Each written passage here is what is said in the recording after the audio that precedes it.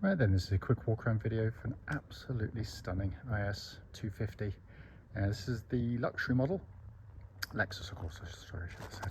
Car's covered just 56,000 miles, comes with a full service history and is in absolutely lovely condition. It's a 10-year-old car, but it really just doesn't look it. Not only the fact that the styling of the car is absolutely sensational in my opinion. Front of the car, lights and lenses completely clear and intact. There's no cracks or condensation in them. Bonnet, can't see a stone chip of any note on there at all. Near side of the car, beautifully smooth in the panels, lovely lines on it as well. Near side front harrow, very good, just the lightest curbing on the outside edge on one part there. Panel work, absolutely lovely. Side rear alloy, in lovely condition. Camera on the back, again you've got more interesting angles. It's just aged so much better than anything else in its class in my opinion. And on the back, twin exhaust pipes of this model. Offside of the car, driver's side, again incredibly smooth. Sorry, don't see any indentations. Offside rear alloy, again beautiful condition. The main panel looks absolutely lovely. Tripped over there. Then offside alloy on the front there, absolutely gorgeous, and it really is in absolutely stunning condition, this car.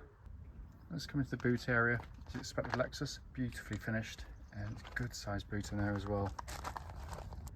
Let's come into the back, plenty of rear leg room, and this gorgeous cream leather interior, or I think it might be called oak and beige, never really sure, but it does look lovely and it's been kept absolutely beautifully. And the front and passenger side, again very clean and tidy, full set of original Lexus mats. Passenger seat there again in absolutely super condition. Finally came to the front, door card there again, absolutely lovely, some footwell areas. Drive seat again in very nice condition, just a bit of bolster as you get in and out, as you're naturally going to get in any car. So inside the car now, as always the engine's running through this section, so the dash can be seen illuminated.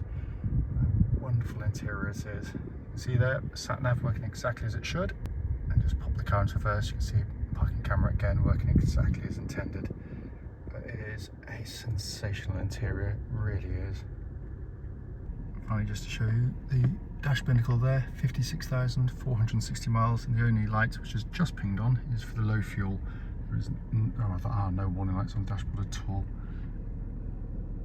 Just to quickly show you, owner's manual, pack and lock wheel nut key, all here and present with the car.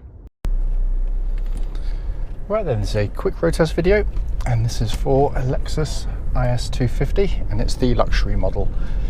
Car's registered SD63PNE.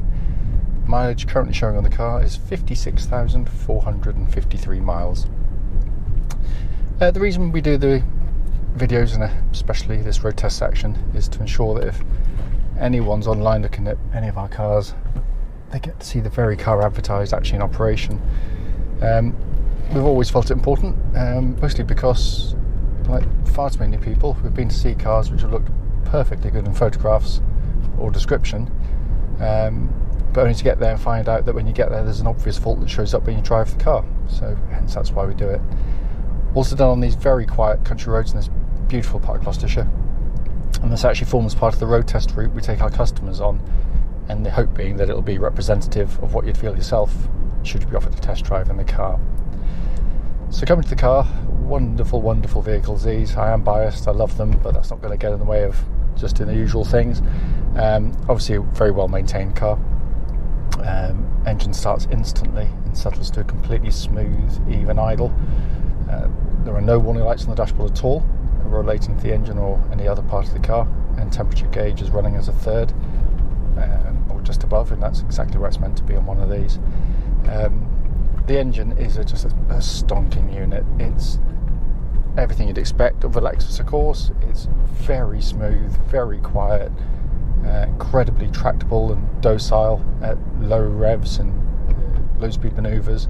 But when you put your foot down to go, it absolutely sings. It's got a, it's muted, it's well suppressed, but put your foot down there, Get that lovely kind of V6 snarl as it picks up and goes. Engine can be run in 3 modes. I can twist it to the left and go into eco mode, and it's genuinely sort of softer on the throttle pedal. Push button down and back into normal, so kind of a halfway house between the other two, and twist it to the right, and I'm now in sport mode. And you kind of feel gearbox is much keener to kick down, engine much keener to pick up. And all roads, all applications have all modes rather have their merits, I guess, but all functioning perfectly. Engine feeds into the Lexus automatic gearbox, which is a perfect match for this car. Lexus do brilliant auto boxes. The gear change quality is very smooth for this type of gearbox, reasonably quick as well. And you can tap the gear lever to the right, go into manual mode, so pull it back, to go down the gears, and push it up to go up the gears. And you can use the paddles on the side there as well.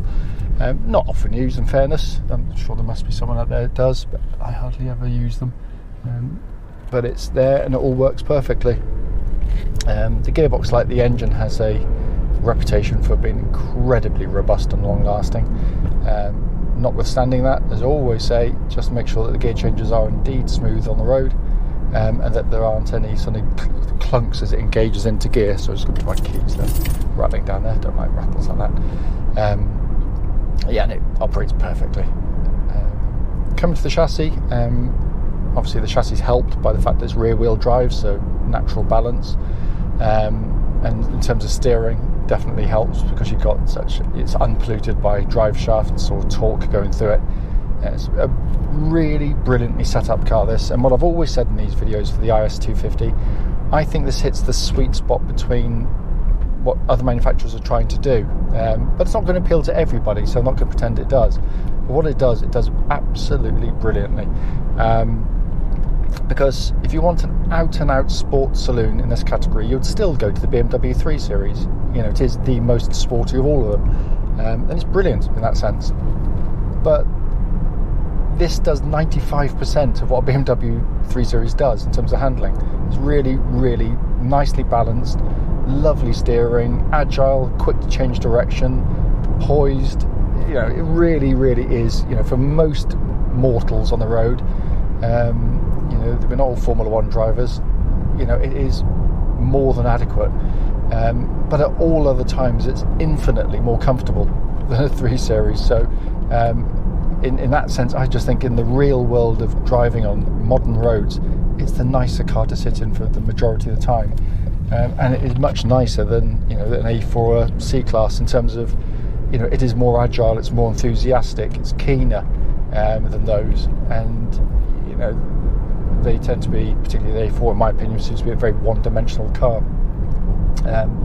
Incidentally, there's absolutely no rattles or clunks going over the rougher roads there. Steering track's absolutely bullet straight. There's no speed wobble or vibrations at higher speeds either. Brakes in the car, exceptionally good on the car. Just touch the brake pedal, really keen to brake, no pulsing, no vibrations, all absolutely perfect. Then we come inside, and joy of joys, what a wonderful interior, because it doesn't conform like so many cars do. You get in most cars and they all feel pretty much the same. This does feel different inside. What does strike you straight away is the sheer build quality of these things. They are beautifully put together. The detailing, it is a different league to virtually anything in this class. With this interior colour combination, which I've always loved, it brightens up the interior notably. The door cards, the texturing, the colour scheme just blends really nicely. So on dull days, it just brightens up what would be otherwise very dull car inside. And on this is one of the last hot days of the year, I'd imagine. You don't get that absolutely bakingly hot interior inside the car as well. This does have, by the way, cooled seats, which I currently have on, and they are lovely. So all working perfectly.